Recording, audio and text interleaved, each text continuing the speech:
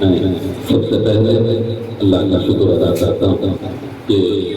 اس نے مجھے آپ کے سامنے مقالہ پیش کرنے کا موقع عطا فرمایا۔ صدر اجلاس استاد محترم سید فضل اللہ صاحب، استاد محترم قاسم علی خان صاحب اور تمام دوست احباب اور طلباء و طالبات، اور مقالہ شروع کرنے سے پہلے اردو اخبارات و رسائل آزادی کے بعد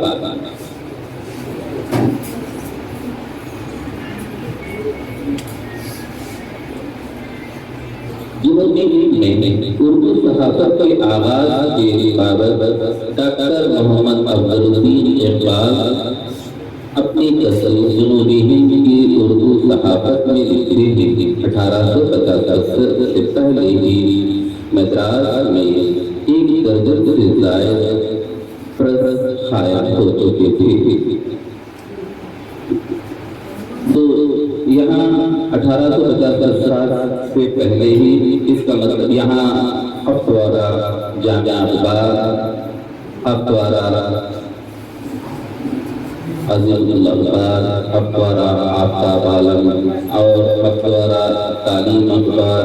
اور صبح صادق اسلام کے اخبارات 1850 سے پہلے ہی شائع ہوتے رہے۔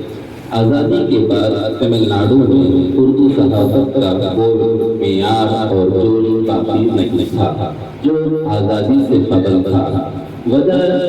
ظاہر تھی کہ اس وقت ذریعہ ابلاغ میں ریڈیو اور ٹیلی ویژن کا شمار ہو چکا تھا۔ لوگ اخبار